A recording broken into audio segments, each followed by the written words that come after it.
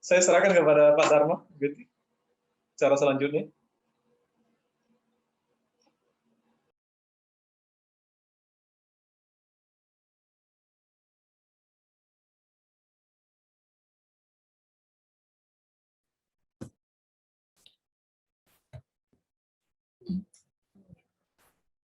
Ya, shalom semuanya. Eh, kita lanjutkan dengan sharing di grup masing-masing ya. Jadi silakan, ini belum terbentuk ya breakout room-nya. Sambil menunggu. Sudah, Bu, sudah. Oh, sudah. Sudah. Oh ya, sudah. Oke, nanti ini jam 11, ini 11.04, nanti sekitar 30 menit, 11.34 ya. Monggo, tapi kalau mau berlanjut sampai besok ya monggo juga ya, silakan. Oke, Ya. mungkin Pak Dharma kayaknya ada pengumuman kemarin tadi malam dibuat ya. Mungkin bisa ditambahkan Pak mengenai ada buku pemuritan yang lagi kita siapkan, ada kita akan pelajari sama-sama.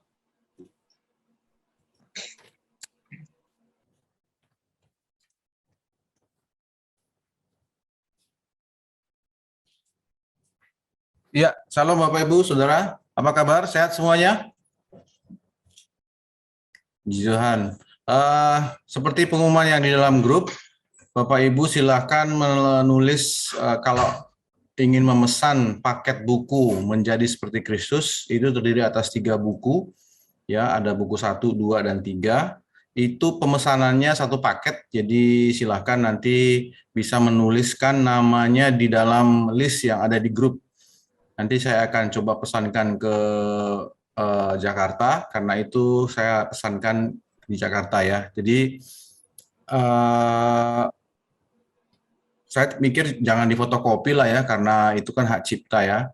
Jangan difotokopi karena kebiasaan mahasiswa biasanya kan difotokopi ya. Kalau ada buku fotokopi semua. Jadi kalau itu janganlah ya kan.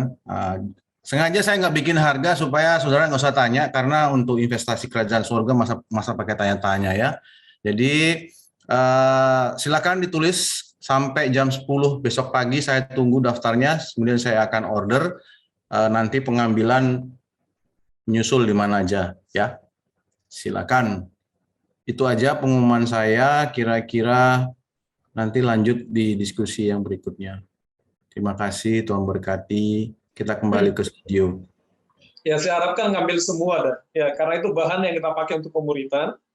Ya, bukunya saya udah baca, walaupun belum semua, tapi sangat bagus. Ya. Banyak hal, poin-poin kehidupan kita, bagaimana mengalami pertumbuhan step by step. Jadi 1 tahun ini kita akan pakai buku itu. Ya, tadi malam saya komunikasi dengan Pak Dharma, WA-nya udah jam 1 pagi lagi. Jadi saya dengan Pak Dharma belum tidur sampai jam 12, jam 1 pagi kita belum tidur, diskusi tentang itu. Tapi di sore saya udah baca sih, udah baca sebagian bukunya, dan menurut saya sangat-sangat bagus, makanya saya recommended untuk kita semua jemaat ini memilikinya.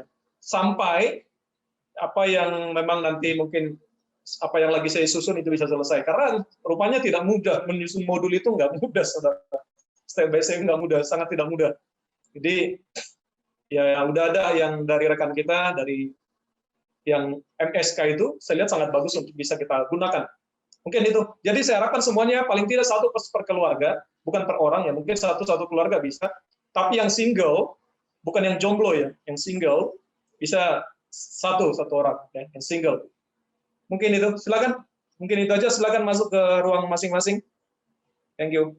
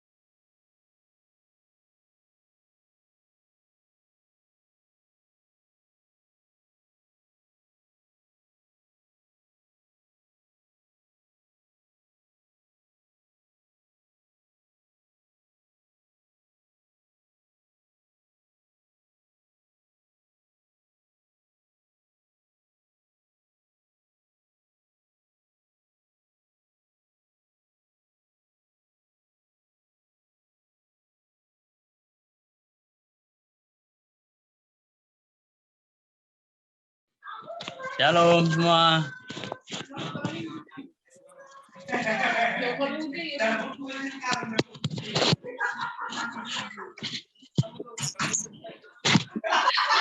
Mana kabar? Kok kecil sekali suaranya?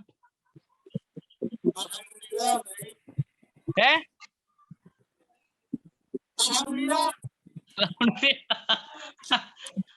Suaranya kecil. Bang Ben, gimana kabar? Bang Evan.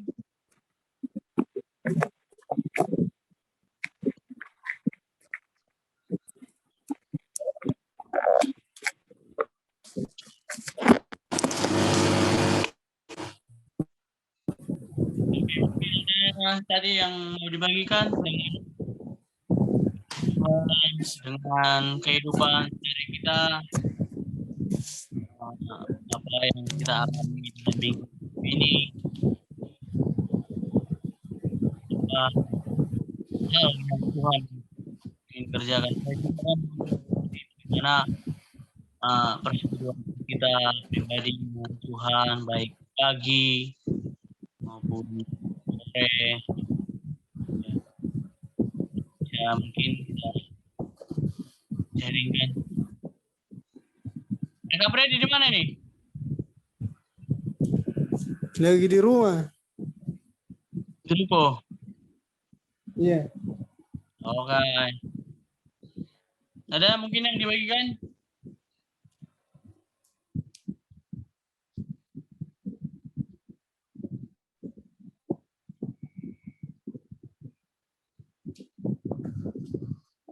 Shalom. Shalom. Ya, baik. Terima kasih buat waktunya dan kesempatannya. Di sini saya mau membagikan tentang pengalaman hidup saya, di mana itu membicarakan tentang membangun dasar iman kita yang kuat itu. Karena tadi khotbah Pak Gembala tentang membangun dasar iman kita. Dari yang namanya, saya selalu bilang bahwa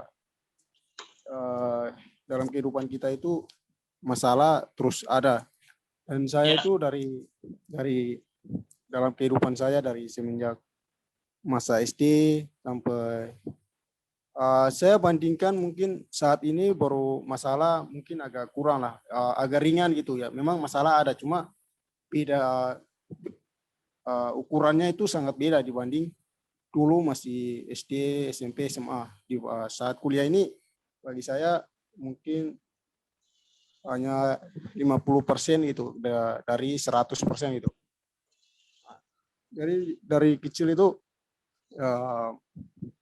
kalau misalnya saya enggak ada kuat, enggak ada niat misalnya dalam pendidikan maupun dalam kehidupan dengan Tuhan. Kalau misalnya saya enggak punya iman, berarti saya ini sudah hidup saya mungkin bukan kayak sekarang ini, punya hidup bergaul dengan Tuhan, hidup yang istilah orang bilang hidupnya rohani gitu. Mungkin hidup saya itu jadi anak-anak nakal lah gitu, jadi mabuk-mabukan, terus juga tidurnya nggak di rumah, mungkin malam keluar, siang keluar, terus buat masalah gitu. Karena ini masa SD, SMP, SMA saya nih. Karena di lingkungan saya, di daerah saya itu kan lingkungannya itu dipenuhi dengan anak-anak yang minum keras, palak motor ya, biasa orang kalau minta-minta di jalan itu ya. Yeah. Itu di lingkungan saya seperti itu. Jadi kalau orang yang dari satu daerah mau ke daerah lain, kalau lewat tempat saya itu pasti takut mereka. Mereka nggak berani malam-malam lewat, atau mereka nggak berani lewat kalau dengar kalau ada anak-anak tempat saya itu namanya fanatik. Kalau ada anak-anak fanatik lagi mabuk-mabukan di jalan, mereka nggak berani ke tempat yang mereka mau kunjungan kalau lewat di tempat saya. Karena ya lingkungan kami gitu. Kalau mereka lewat pasti dipukul, diminta uang gitu. Nah, dan saya lihat ini bukan saya membandingkan kehidupan saya dengan orang-orang di sekitar saya, tapi memang lingkungan kenyataannya sudah seperti itu. Saya lihat teman-teman saya yang nggak ada orang tuanya, sama seperti saya, terus ada yang ada mamanya tapi bapaknya nggak ada, begitupun sebaliknya. Tuh mereka terjerumus ke sana gitu. Bahkan sekolah mereka pun sampai terhenti gitu. Jadi masih SD sudah berhenti sekolah. Bahkan ada yang SMP, SMA nggak sampai selesai terjerumus ke pergaulan yang bebas gitu. Nah, itu lingkungan saya memang sudah seperti itu. Tapi puji Tuhan, kenapa saya tidak sampai saat ini? Karena ya saya sudah pernah bilang kalau saya itu selalu dibawa nenek saya ke persekutuan doa, terus selalu dimarahin atau ditegur sama nenek saya. Memang orang tua Timur itu didikannya memang kasar gitu, tapi niatnya baik gitu. Beda sama orang-orang Jawa gitu kan. Nah, orang Jawa kan lembut, tapi orang tua Timur itu kasar. Tapi ya tujuannya baik gitu. Nah, memang kalau saya sudah salah sedikit yang di mata nenek saya nggak baik, pasti dia marah, dia tegur. Dan saya sudah ada di lingkungan yang salah, dia akan cari saya untuk bawa ke rumah. Nah, di situ itulah yang bisa membuat sehingga saya tidak terpengaruh, sehingga saya bisa menyelesaikan studi saya dari SD sampai SMA, bahkan perguruan tinggi pun sudah dibilang 80% lah gitu. Itu karena apa? Karena saya dari kecil sudah dasar iman saya sudah dibangun oleh nenek saya melalui nenek saya gitu. Jadi itu adalah didikan Tuhan yang Tuhan berikan kepada oma saya untuk mengajarkan kepada saya sehingga saya tidak menjadi anak-anak yang di luar dari Tuhan gitu. Jadi memang Pak Gembala bilang bahwa dasar iman kita itu sangat penting gitu, sangat harus dibangun dengan kuat gitu. Seperti tadi Pak Gembala berumpamakan tentang bangunan-bangunan tadi. Bangunan yang tinggi kan pasti dibutuhkan fondasi yang kuat itu. Nah, begitu juga kalau kita kan perjalanan kita kan masih panjang nih. Berarti kita harus butuh fondasi juga yang kuat itu. Ya. Jadi ya itu sih kehidupan saya. Kalau misalnya nggak ada fondasi saya yang dibangunkan oleh nenek saya dengan kuat, berarti nggak tahu kehidupan saya sekarang gimana. Pasti sudah nggak ada di bumi ini atau hidupnya sudah mungkin kacau-kacau lah gitu. Mungkin orang bilang orang jahat lah gitu. Kalau misalnya kalau tidak ada didikan dari nenek saya kan, dan mungkin juga saya datang ke Surabaya, pasti saya di sana gitu, di Alor gitu. Dan hidup saya sudah nggak tahu seperti apa gitu. Karena tapi puji Tuhan ya, saya datang ke Surabaya ini ya istilahnya saya keluar dari apa ya, lingkungan yang tidak baik gitu. Karena kebanyakan orang di sana kan nggak bisa bertahan, pasti terjerumus ke sana, ke pergaulan yang hancur-hancuran lah gitu. Nah, bahkan orang-orang tua 80 atau 50% itu mereka bilang lebih mending anak-anaknya keluar dari NTT gitu, biar bisa ada perubahan. Tapi itu juga belum menjamin lah, karena semua itu kembali ke pribadinya seseorang gitu kan. Ya. Nah, jadi kebanyakan orang tua NTT itu lebih memilih anaknya keluar dari NTT karena di NTT itu pergaulannya sudah, lingkungannya sudah sangat kacau. Jadi mereka takut anaknya terjerumus ke sana, makanya kebanyakan orang tua anaknya disekolahkan ke Jogja, Jakarta, Surabaya gitu. Kenapa nggak di Kupang? Karena Kupang kan banyak ini juga. Tapi kenapa nggak di Kupang? Ya karena di Kupang itu juga penuh dengan orang-orang Alor gitu. Jadi istilahnya orang bilang itu Kupang itu bukan Kupang lagi, tapi sudah istilahnya Alor gitu. Karena ke sana pun sama ketemu dengan orang-orang Alor gitu. Jadi orang tua mau dulunya yang sebelum saya masih 2015 ke bawah itu kebanyakan orang ke Kupang gitu. Karena itu pendidikan di situ bagus itu. Jadi keluarnya dari Alor itu nggak lain, hanya Kupang toh. Di Surabaya, Jogja itu sangat jarang. Tapi sekarang kebanyakan tuh larinya Jogja, Jakarta, Surabaya. Karena ya di Kupang sudah beda lagi, dikuasai oleh lingkungan-lingkungan Alor gitu. Jadi itu sih, jadi kita anak-anak muda ini mungkin kalau di saat ini di Surabaya ini aman, nggak seberapa berat lingkungannya gitu, yang kacau-kacau. Tapi kita tetap harus menjaga, karena kita nggak tahu nanti kita dipindahkan kemana lingkungan kita gitu. Karena semua tuh Tuhan yang mengetahui, Dia yang merancangkan di mana kita akan ditempatkan untuk pelayanan, untuk tugas, tanggung jawab kita nanti itu. Jadi dari sekarang kita harus mempersiapkan diri kita harus membangunkan dasar iman kita yang kuat sehingga kita diperhadapkan dengan hal-hal yang bagi secara manusia berat, tapi kita menganggap bersama Tuhan tuh gampang gitu, karena kita sudah membangun dasar iman kita gitu, kita sudah terlatih gitu. Jadi menghadapi hal-hal yang berat bagi kita semua sudah kita anggap enteng gitu. Jadi melalui sharing-sharing gini kita bisa saling sharing, saling menguatkan supaya iman kita itu bisa bertambah lagi, kepercayaan kita itu bisa bertambah lagi. Jadi maulah untuk dididik oleh orang tua kita, mau dididik oleh, jangan sama orang tua kita, sama siapa saja yang istilahnya yang kita tahu bahwa didikan dia baik, maka ambillah gitu, dengarlah gitu, karena kita sudah bisa membandingkan mana yang baik, mana yang enggak baik. Jadi kita tahu kalau didikannya teman kita atau orang tua kita, sahabat-sahabat kita itu baik, maka dengarkan dan kita lakukan itu. Kalau yang enggak baik, kita tinggalkan itu. Karena kita mau menerima atau tidak itu semuanya ada pada diri kita. Dan kita mau menjadi orang baik atau menjadi orang nakal, itu semua juga tergantung dari diri kita dan dengan siapa kita bergaul. Karena lingkungan itu sangat menentukan kehidupan kita ke depan. Itu sih dari saya. Terima kasih.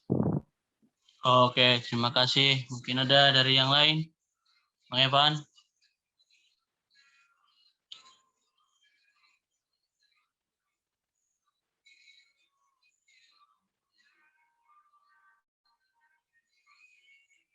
Iya, kalau dari Evan sendiri sih sebenarnya tadi juga udah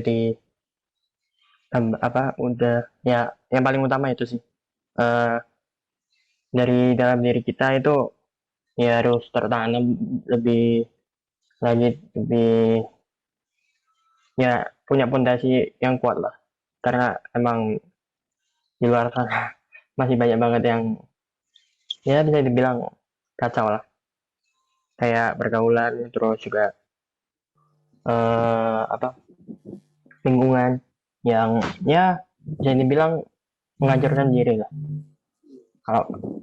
Kalau mau dibilang ya sebenarnya kalau di bagian mereka, menurut mereka itu kayak cuma ya sosialisasi, cuma ngomong-ngomong biasa, cerita-cerita gitu. Tapi sebenarnya ya cerita sampai malam gitu kan juga nggak baik kan, karena ya secara biologis ya itu kurang bagus. Terus juga lebih ke embel-embelnya lah, ya kayak merokok lah atau minum lah atau apa ya sebenarnya ya Evan nggak nyoba tapi nggak suka, ya udah. Ya cuma nyoba bir bintang pun nggak suka ya udahlah ya, jadi kayak bingung juga ya. Pertama kan emang kan emang dari dulu kan nggak boleh, emang kayak jarang keluar rumah, jarang ketemu teman ya. Kalau misalnya mau jalan-jalan itu pun ya juga nggak sampai malam, paling dulu paling telat Evan pulang itu ya maksimal itu jam 9, jam 2 ya, pernah sih jam 12 itu karena ada acara, tapi acaranya ya habis dari acara langsung pulang ke rumah temennya, terus dijemput, udah nggak keluar kemana-mana. Jadi ya tetap masih itu. Dan juga pas ya impresi lah, kesan pertama kali nyoba ya yang bir bintang itu ya nggak suka aja itu, udah gitu aja, udah kayak ngapain, nggak usah lah, masih ada yang lain yang lebih enak, ya udah. Udah sih. Oke, thank you Bang Evan. Bang Ben, ada yang mau disampaikan?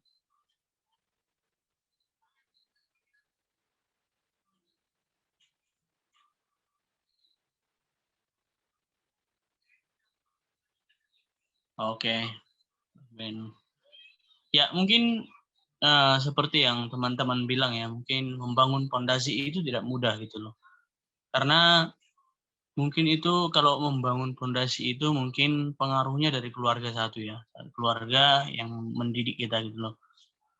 Kayak kami dulu, ya selagi sekolah, selagi dibiayai orang tua, jangan coba-coba gitu loh. Karena bapak dulu itu agak streng untuk mendidik kita gitu loh. Karena dia memang perokok, pemabuk, tidak ada yang mau dicontoh, memang tidak ada yang mau dicontoh. Tapi kalau mengingatkan dia, selagi dia yang membiayai kita, ya dia streng gitu loh. Kalau kayaknya kita ketahuan merokok nih, kita ketahuan merokok, api rokok itu ditempelkan ke bibir. Coba siapa yang nggak takut kalau apinya rokok itu yang ditempelkan ke bibir. Dan kalau mabuk ya kita kadang dikasih di luar, kadang ya ditakut-takuti memang, tapi bukan menakuti tapi mendidik gitu loh. Orang tua itu mendidik. Mungkin dia bilang saya memang sudah merokok, mabuk, tapi jangan sampai anak saya seperti itu gitu loh. Jangan sampai anak saya terjadi seperti itu. Ya mungkin ya ada kita 3 cowok ya di dalam rumah. Ya kita memang lihat ada dari papa itu memang tidak bagus gitu loh. Makanya kita mungkin tersadar sendiri ya. Dari saya juga dulu ya. Kalau saya dulu merokok pernah, waktu SMP pernah. Merokok tapi enggak, ya seperti sama kayak dibilang Bang Evan tadi, kok saya enggak menikmati gitu loh, saya enggak merasakan apa-apa, padahal teman-teman saya itu, waduh di atas mobil mereka merokok, pagi-pagi mereka merokok, menikmati sekali gitu loh, ya puji syukur saya tidak menikmati dalam rokok itu gitu loh, dan waktu itu saya juga sakit 2 minggu, saya juga sakit 2 minggu batuk, ya mungkin papa tidak tahu, kenapa kamu batuk? Kamu merokok ya katanya. Saya berbohong, enggak tak bilang. Tapi ya mungkin dia sudah tahu gitu loh, tapi enggak kelihatan aja, enggak ketahuan. Nah, tapi ya mulai dari situ saya enggak ini lagi merokok gitu loh. Kalau mabuk-mabukan memang mulai dari dulu aku enggak suka alkohol.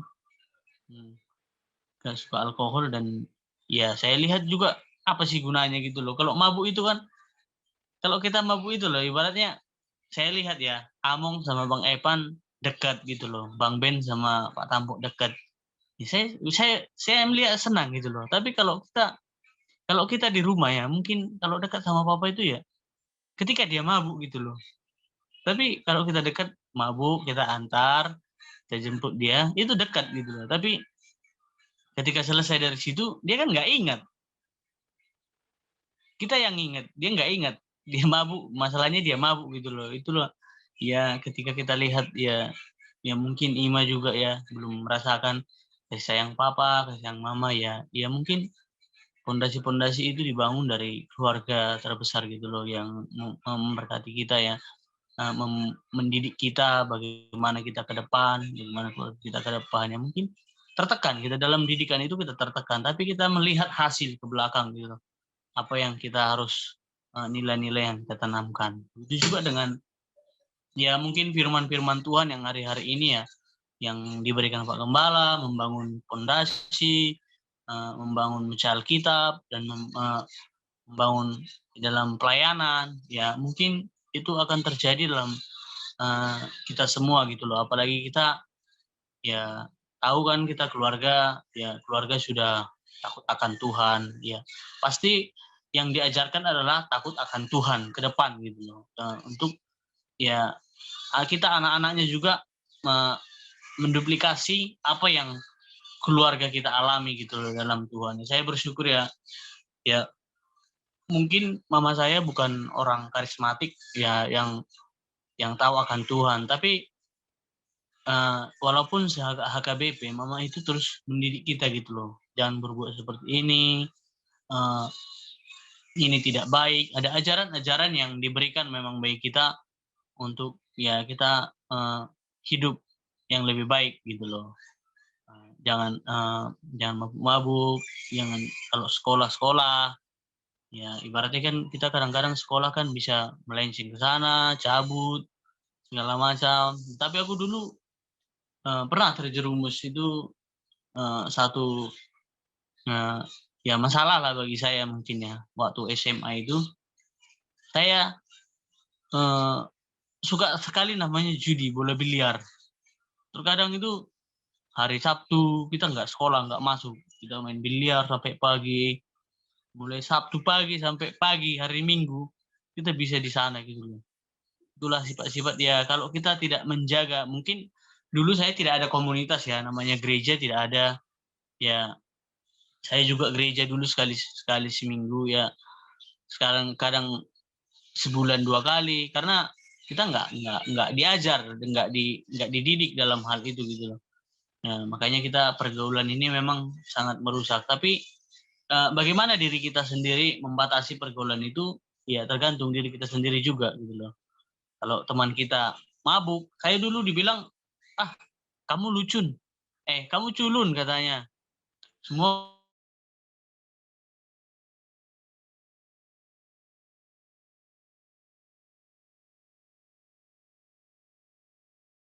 dia ada di Medan ya, Pasar 8 namanya. Pasar 8 itu minum bir. Kita berenam dulu, ada 6 orang minum bir dan saya bingung apa yang harus saya minum.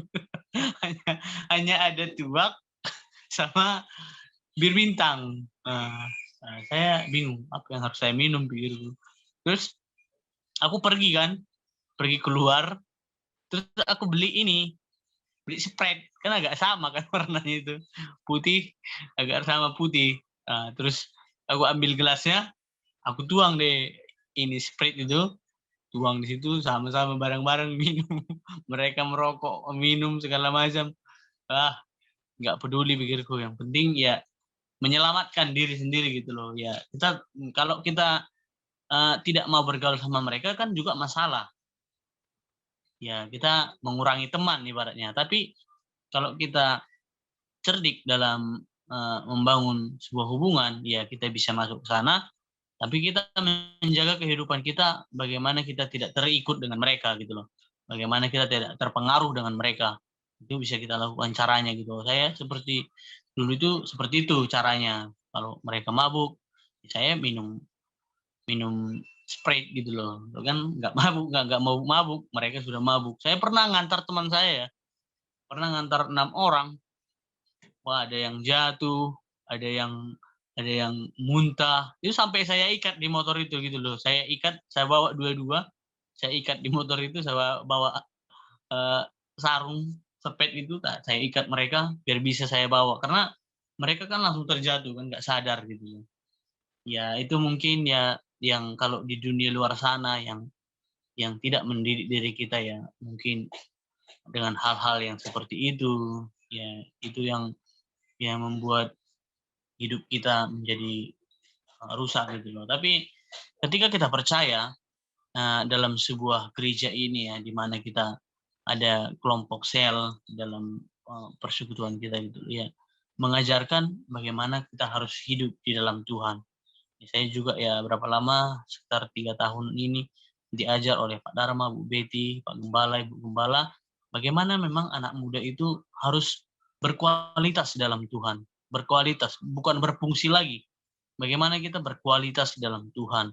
Kita bisa pelayanan, kita bisa membawa orang, kita merangkul orang, kita bisa sharing dengan orang. Itu hal-hal yang luar biasa yang tidak didapati oleh anak-anak muda di zaman sekarang lagi gitu loh. Mungkin mereka terlalu banyak pengen main, ingin menjadi diri sendiri gitu loh. Tapi kembali kita ke firman Tuhan, ya ketika memang di masa muda kita juga kita arahkan ke Tuhan ya, bagaimana kita untuk berfungsi dalam namanya sebuah gereja, di mana sebuah komunitas, ya itu kita harus tanggalkan gitu loh. Ya kita harus tanggalkan segala keinginan daging kita gitu. Saya dulu ya mungkin ya saya berapa kali sharing ya, teman-teman saya di luar banyak, tapi saya lebih memilih ya ke rumah Bang Epan. Mungkin dulu kan ada di sana tiap Sabtu gereja. Saya lebih memilih di sana gitu loh, daripada sama teman-teman saya. Mungkin juga ada ulang tahun, mungkin diundang kita, tapi ya saya memilih untuk ke sana gitu loh. Saya ya dengan alasan yang baiklah untuk kita menolaknya kan. Jangan jadi nanti itu menjadi tidak baik bagi dia juga ya mendengarkan apa sih teman ini diajak tapi nggak mau gitu loh, nggak enak juga kan. Tapi kalau kita ada alasan yang tepat, ya saya mau ke sana mau beribadah, ya kita memang ada jadwal anak-anak muda di sana gitu loh. Itu mungkin bisa mereka terima gitu loh dengan penjelasan kita seperti itu. Ya mungkin untuk kita anak-anak muda mungkin ya untuk hari-hari ini ya kita harus terus tingkatkan jam-jam doa kita. Ya apa yang Tuhan inginkan dalam hidup kita, masa muda kita. Ya biarlah masa muda kita ini masa muda yang mencintai Tuhan. Ya saya juga ya bentar lagi umur 27 ya. Saya terus berkata ya, setiap kali saya mau ulang tahun, apa planning Tuhan dalam hidup saya? Sebelum saya ulang tahun, apa planning Tuhan dalam hidup saya? Apa harus yang saya lakukan untuk Tuhan? Karya-karya apa yang mau Tuhan kerjakan atas hidup saya?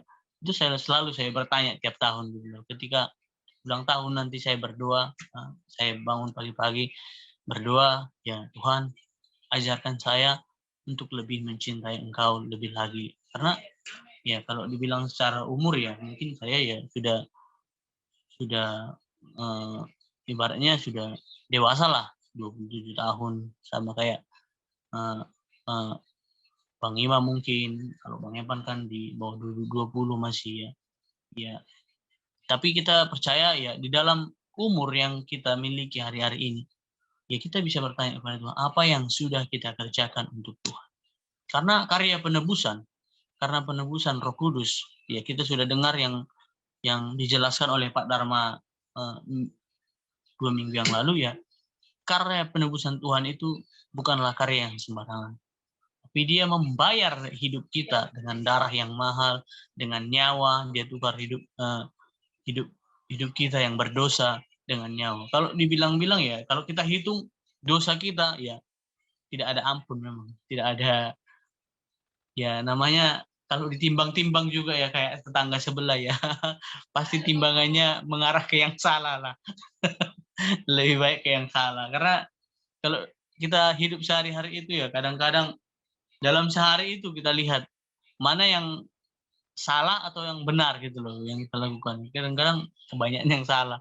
Kadang kita emosi, salah, mungkin pemikiran kita salah, menilai orang juga salah. Itu kan nilai-nilai yang kita hadapi untuk hari-hari. Tapi ya kita percaya ketika kita sudah tahu karya penebusan Tuhan, ketika kita dipilih Tuhan dan menjadi anaknya, ya kita diangkat menjadi anaknya, itu hal yang sangat luar biasa saya rasa ya untuk kita bisa introspeksi diri kita di masa muda kita gitu.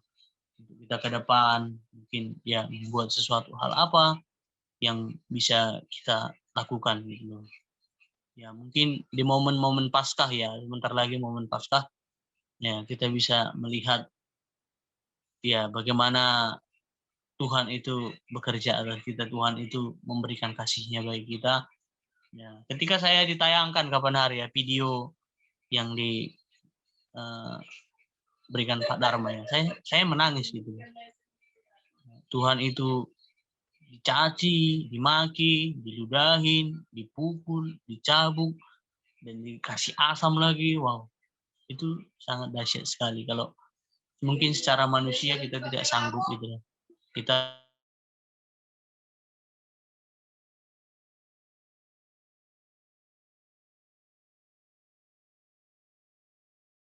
posisi ini. Tapi ya itulah karya Tuhan kita, penyelamat kita yang sangat luar biasa untuk menyelamatkan hidup kita semua. Ya, mungkin ini sebentar lagi ada momen Paskah ya. Mungkin teman-teman ada usul membuat apakah Zoom nanti kita akan gabung nanti, mungkin hari kita ambil harinya yang bisa kita semua, mungkin sama Twins nanti kita akan gabung. Tapi kita mau buat acara apa gitu loh. Apakah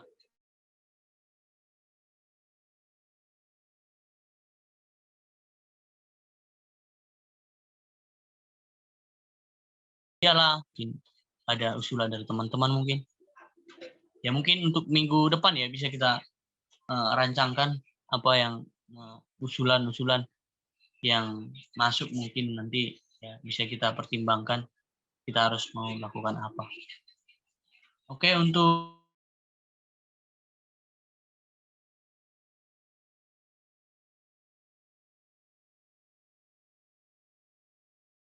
komunikasi kita ya, untuk terima kasih juga ya sudah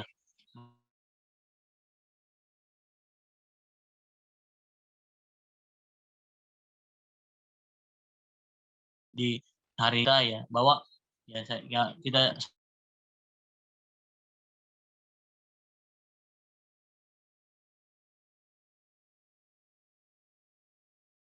memberkati banyak teman-teman kita lagi. Ya mungkin itu saja yang mungkin saya sampaikan. Ada lagi yang mau disampaikan? Ada? Bung Freddy aman? Bang Ben aman ya?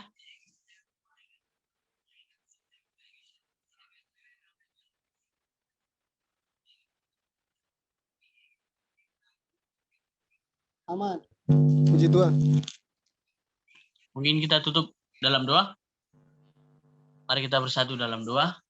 Bapak terima kasih, kami mengucap syukur atas kemurahan dan